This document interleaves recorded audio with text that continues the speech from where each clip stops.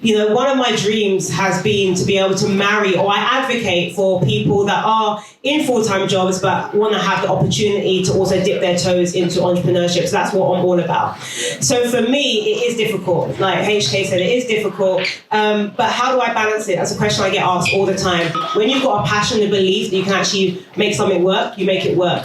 But I'm also believing that, you know, there are 2 full-time days in a day. How do I maximize that extra time that I've got in a daytime, right? So for me, it's about how do I maximize that, but also what was key is the partnerships. You can't do it alone. So knowing who can you actually lean on to actually complement your skills and your ability, how can you outsource some things that you're not strong at so you can actually delegate, and you can also, you know, you can form those partnerships. But those are the partnerships that's been said, you know, sometimes these are the most difficult things.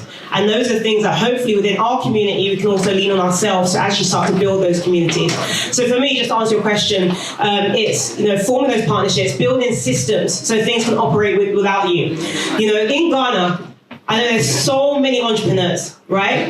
Yeah. But not many people know how to run businesses. You know, when you're an entrepreneur, or let's say you're self-employed, right? You're exchanging your money for your time. Right, so you are relying more or less on yourself to make sure that business works. But when you're running a business, that's when something can operate without you. So I always try to implement something that will operate without me. So I'm trying to run something, but I don't need to be there. My salon is running in the car, I'm here. Maybe they'll ask for a few different things, I'll just send it right, whatever. But my goal is to make sure that a business can run without me. That's it. CEO and founder of Streamline Travel. We are a destination travel management company. That basically means the movement of mass travel, whether it be festivals, exhibitions, sports and gaming competition, congresses and government events. As destination travel, we are predominantly in the western part of the world, but being Ghanaian and having an office in Ghana for maybe 8 years or 9 years now, as well as offices in other countries as well. But specifically for Ghana, there's just such a movement of millennials and such a massive interest, and it's just where we're going through now is expansion, and a major focus on Ghana. I think Ghana watched this space with the president and the Year of Return initiative.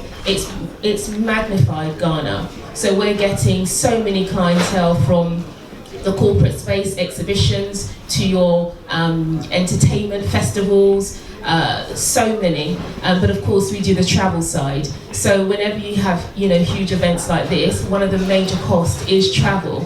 And so we are procured to manage that, from your flights, accommodation, to your transport. But for us, as I say, it's, since pandemic, we are now going through expansion, and that's one of the difficulties, I would say, is moving from one point now to the expansion point.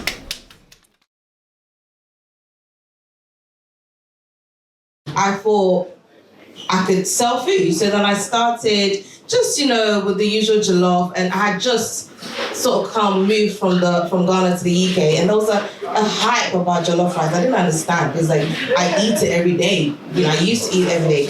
But started with just jollof rice to students and more about the African food. I do try to put Caribbean in there, just because variety. I'm not living in Ghana, just to make sure I can satisfy different people's demands. But yeah, we're versatile in that sense, but our main focus is Afro-Caribbean dishes. When it comes to the logistics and import and export business, it's a tricky one. It's got seasons. So there's times where it's peak season, and there's time where the demands are quite low. So right now, currently, we're at a stage of the cycle where the demand is going back up. As you all know, we're currently in a recession, so things aren't how they used to be.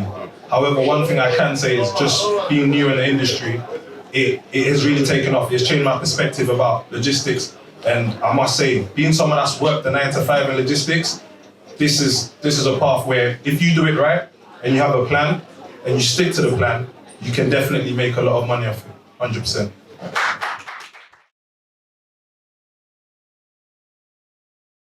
I think in our community it's just really difficult to really scale up your business to work at the highest level and compete at the highest level. So, you know, what I've had to do is partner. You know, I've had to get used to just partnering, having ideas and sharing my ideas with others. I'm no longer afraid to do that. I think, you know, growing up I was told if you have an idea, keep it to yourself, don't tell no one, shh, otherwise they'll take your idea or, you know, the devil will take it from you. But I've actually flourished more sharing my ideas and my problems to others, because you don't know who's around you that may be able to solve your issue. And you know, I run the biggest international travel event in Dubai, biggest urban event. It's called Destination Dubai VIP.